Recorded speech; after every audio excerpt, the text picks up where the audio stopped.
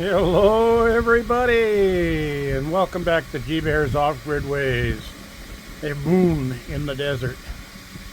Yeah, a little more than half moon. But wanted to just get that in as the main picture. So let's get this back down to the one. There we are. And today we're going to address a inquiry that just came through a couple of days ago, but then I had to get the battery information out, so I didn't get to do that video yesterday, so I'm going to do it now. And that's about wind turbines. And I know I've done it before, I've said it before, and it's going to be a recap, but it's for some information for a new viewer. So, also, I'm going to be doing a review on the box that the weather station I use came in, because I had a question about that. I did find the box inside of the shipping container, but the winds are blowing pretty heavy right now, and they're coming in such a direction. If I go over there and try to open up the shipping container door, it could blow shut and take off a leg or something. So I'll skip that until it's a calm day. And yeah, sun's going down now. It's late in the afternoon. I was up at a neighbor's today doing some more side work, and they promised to send me some money through Zelle later on tonight. So I might just make my required payments by tomorrow. That would be a good thing. Alright, so here we go into the battery room. Now a lot of this stuff has been torn down because I'm not really using a lot of it anymore, but I still got to do a cleanup in here, so bear with me, pun intended. Alright, so the turbines that you have, there's two different types. There's a PME, a PMA, and a PMG. A PMA is an alternator, permanent magnet alternator. Those have 3 wires, all the same color coming out of them. Those are AC. They put out alternating current, not direct current, not DC.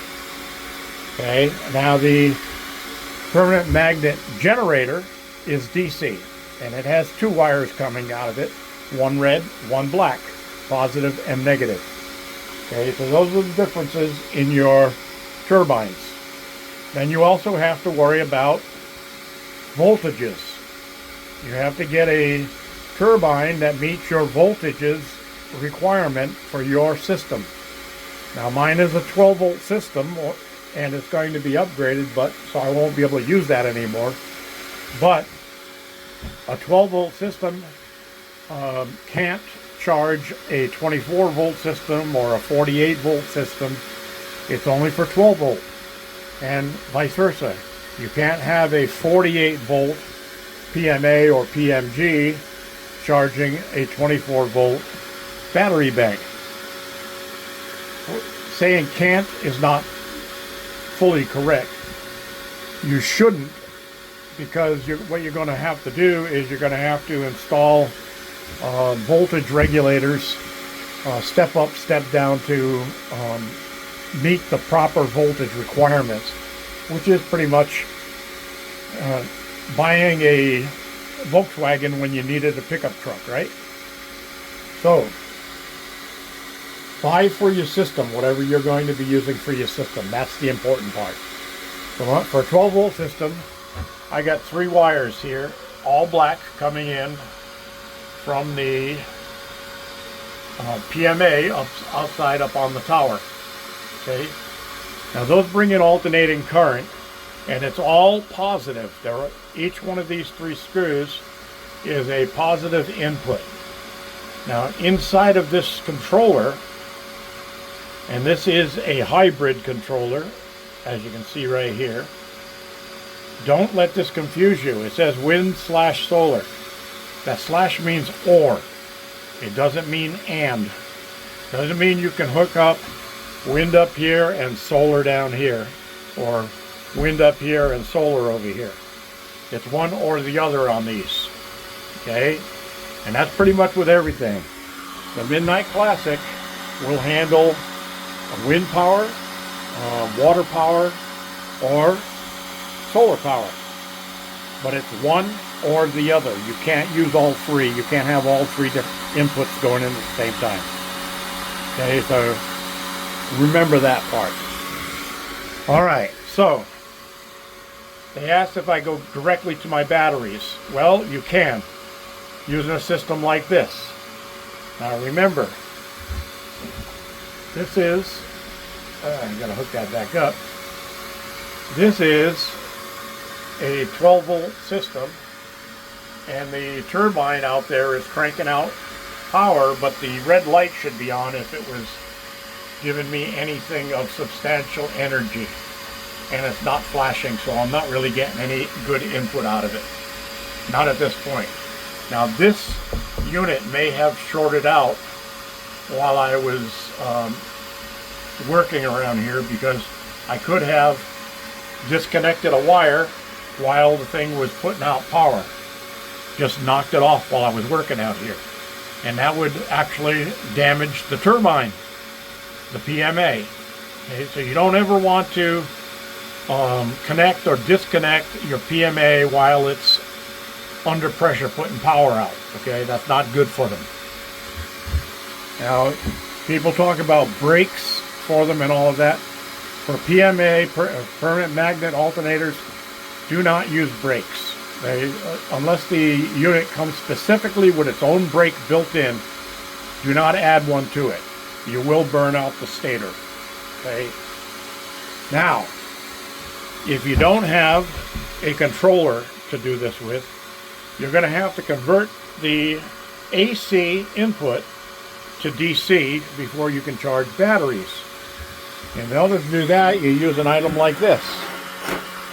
Okay, now this is a bridge rectifier, and this is the old one. I have a newer one around here somewhere. Up here in the mess. I haven't cleaned it up, but this will give you the idea. Alright, so what happens is the three wires coming from the PMA connect here at the top. Okay, that's your AC input. Now inside of this thing, you can't see it, there's a series of diodes. And what a diode does is it allows current to flow in one direction only. So all three of these are putting power in, and then they go through a diode that lets power go in one direction only. It won't let it reverse. Okay, so the circuit inside of here works out to where it comes out with a positive down here and a negative down here to DC current. So you converted your AC to DC through a bridge rectifier. Okay, that's what this is all about. Now if you're using one of these, you have to buy one of these also. Let me see if I can get the glare off of there. Whoa. Terrible. Oh, there we go. Okay, you want to get one of these also, because without this, you'll never know what your numbers are, what's coming in and what's going out. Now this keeps track of the volts max, watts peak, amp hours, all of that stuff.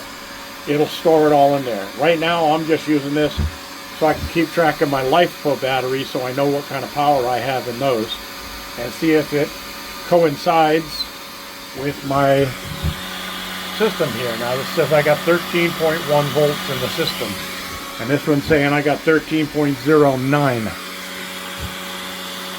1/100th of a volt is acceptable differences.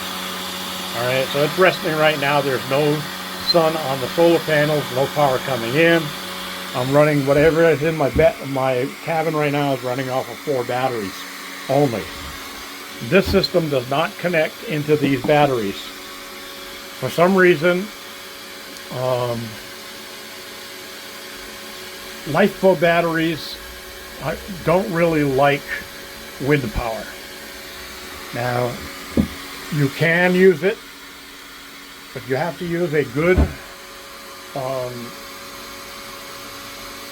charge controller, excuse me, you have to use a really good charge controller that won't fluctuate too much when it's putting power into your batteries, because the ups and downs confuse the hell out of the BMSs in these things.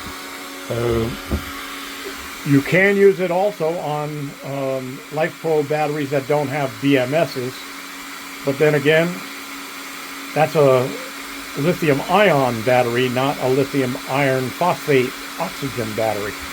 So there's differences there. Without getting all into that and confusing you, let's get back to the turbines. Okay, so the PMA would come into this. So instead of going into the top of that, it'd go onto these 3 screws at the top. And then it comes out the bottom here, positive and negative, and it goes to the batteries up there. Now that's connected to those batteries down there. Okay, let me shut off this fan so you can hear me better. Oh, hey, how's that? I'm not yelling anymore. Wow. That little fan right there keeps that midnight cool on these hot summer days. All right. So in those batteries down there, those two, I've got 12.5 right now. So the 2 that would come off of here would go through a gauge like that and then down to the batteries. Now, if you do that, you got no control over the power being put into the batteries. So when that thing is, when the PMA is producing electricity, it's just converting it to DC and shoving it into your batteries. So these things can actually, or PMA can actually throw out some pretty high voltages, and you don't want to have a, 37, 38 volts going into a 12 volt battery bank. That's not good for it. So another item that they make, or they made, they no longer make, was this. It's called a dump load controller. And I'll be selling this one online and getting rid of it, because they don't even make these anymore. But what this does is, this little switch thing here will recognize when the batteries, this controller tells it when the batteries reach a certain voltage, like let's say 14.2. It says, turn that switch on. And that switch turns on, and then it takes power off your batteries and runs it up to a load like this. Now this is a heating element, and this is like, I forget, 900 watts or something like that. But it'll burn off the excess energy through heat coming out of this thing and lower your batteries back down so they can accept more electricity. It's not the most efficient way to go. So they quit making these because they do a thing called microcycling, which I never had a problem with, but they told me that's what happens. But anyway, other people on other channels mentioned microcycling. I never had a problem. Anyway, what this does is it will click on and off and burn off excess energy that you don't need. Now people say, why did you use it for a water heater? Hey, I live in the desert. I don't need a water heater. Maybe a water cooler, not a water heater. I mean, the water that's in my 3,000 gallon water tank up there, just sitting in the sun all day, comes out of my faucet at feeling lukewarm, like you're mixing hot water with it already. Now the only time I use hot water is in the winter time for showering and washing dishes, and I have a propane on-demand water heater. So I turn the hot water faucet on, it makes hot water, I shut the faucet off, the hot water heater shuts off. It doesn't store any in the tank, it doesn't turn on and off by itself. It only runs when you turn the faucet on. Works for me. Some people do those in electric water heaters. I did mine with propane, and I also have a propane space heater in the cabin to keep warm, and it works for me. Everybody's going to do whatever they want to do for their situation. I did this because this worked for me, and I've been out here 9 years now. It'll be going 10 years in April. Hey, it works for me, right? I think there was a guy like Hunter or something on TV. You saw, we said that works for me. All right. So that's the information, and it looks like my wire disconnected here, so I got to reconnect that. There we go. Turn my little meter back on. And that's it. Now, if anybody has any other questions about this stuff, let me know. Now, for the dump load controllers, they don't call them dump load controllers anymore. They call them digital dump load controller. So instead of this PWM type controller up here, they have a little digital box up there that's supposed to be more efficient at what it does. And then it still has the solenoid to turn the switch on and off. But they recommend the digitals over these PWMs. So that's about it, everybody. Questions and comments down below. Thank you for joining me. I'll get to that weather station hopefully tomorrow sometime. And we'll go from there. We'll have some more questions and answers. And also I'm going to get ready to do the testing on the other LiFePO4 battery that I just did in my yesterday's video. Those of you who haven't seen it yet, look up my yesterday's video. They're under the dates. And I'm doing it on another LiFePO battery that I got to do a review on, but they're having a big giveaway right now. And you can get into that giveaway on my channel by simply telling me in the comment section what you might use a LiFePO4 battery for. And it's a 12.8 volt, 100 amp hour LiFePO4 battery. It's a nice battery, good reputable company, got an excellent reputation. So check out yesterday's video. It's on there. The instructions are there on what you have to do to join. And one confusing thing about it all was a couple of people asked, where do I find the